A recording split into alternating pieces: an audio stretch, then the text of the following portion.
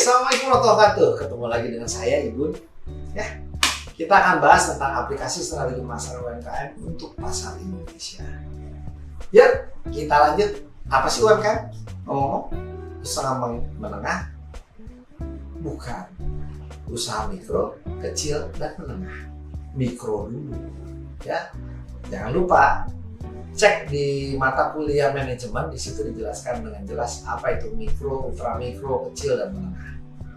Ya, yuk kita lanjut. Kita akan bahas ya pertama tentang pendahuluannya dulu ya, bicara situasi pemasaran dan penjualan UMKM Indonesia, bagaimana manajemen pemasaran penjualan itu penting ya, definisi pasar Indonesia, potensi pasar Indonesia, tantangan pasar Indonesia yang mana sudah kita bahas sebagian di video-video sebelumnya dan kita ulangi lagi. Lalu kita akan membahas tentang pendalaman dari konsep dasar manajemen untuk UMKM Indonesia. Ini pendalaman ya, karena sudah dibahas tadi tapi diulang lagi biar Anda lebih matang. Ada segmentasi demografi, geografis, ekonomi, dan budaya. Lalu ya, apa yang akan kita pelajari? Kita mulai dari pendahuluan, bahas situasi pemasaran dan penjualan UMKM di Indonesia. Ya, lalu konsep dasar manajemen pemasaran di UMKM Indonesia. Ini sebagian sudah kita pelajari tadi. Lalu segmentasi pasar dan positioning Indonesia, ini sebagian juga sudah kita pelajari dari tadi sampai sekarang. Kemudian positioning, penentuan posisi pasar, ya. Lalu penyesuaian bauran pemasaran atau marketing mix Indonesia, digital marketing dan tren pemasaran Indonesia. Yuk, kita lanjut sampai lanjutannya adalah poin ketujuh, adaptasi strategi dengan kondisi ekonomi Indonesia. Ke-8, konsekuensi dari buruknya pengelolaan pemasaran UMKM dan kesimpulan. Ya, kita mulai ke materi kita. Bagaimana sih situasi pemasaran penjualan di UMKM di Indonesia? Ingat ya, pandemi COVID-19 itu berdampak besar pada sektor bisnis Indonesia, khususnya pada UKM, ya, UMKM yang berkontribusi sekitar 60% dari PDB Indonesia. Besar ya, kontribusi UMKM itu 60,51% tepatnya, dan dia lebih dari 90% orang kerja itu diserap oleh UMKM.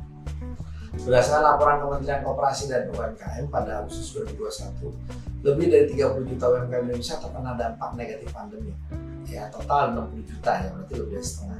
Dengan 48% di antaranya mengalami penurunan penjualan sebesar 50% atau lebih. Jadi yang tutup banyak banget.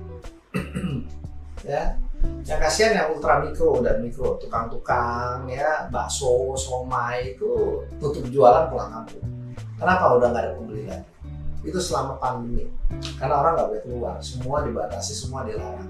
Kalau mau keluar mau public transportation, bawa mobil harus di swab dulu tuh hidungnya. Susah banget.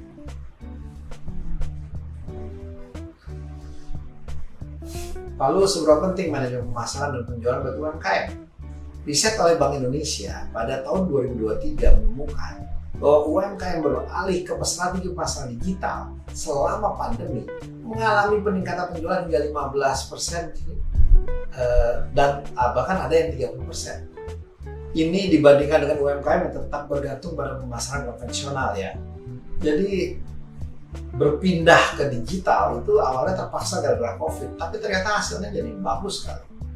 Contoh nyata adalah UMKM fashion yang mulai memanfaatkan e-commerce seperti Shopee dan Tokopedia yang pada tahun 2022 melaporkan peningkatan transaksi sebesar 20% dari tahun sebelumnya.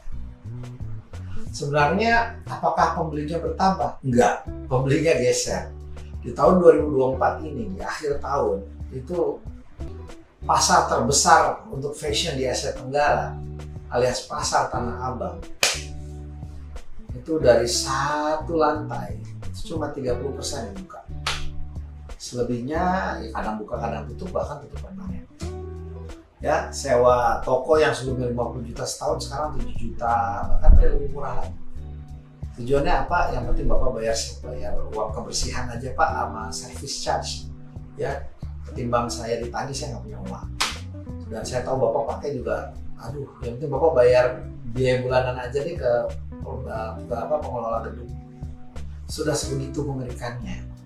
Kenapa? Apa pembelinya hilang? Enggak, pembelinya pindah ke digital. Mereka beli ke marketplace sekarang. Ya, lebih murah dan free ongkir.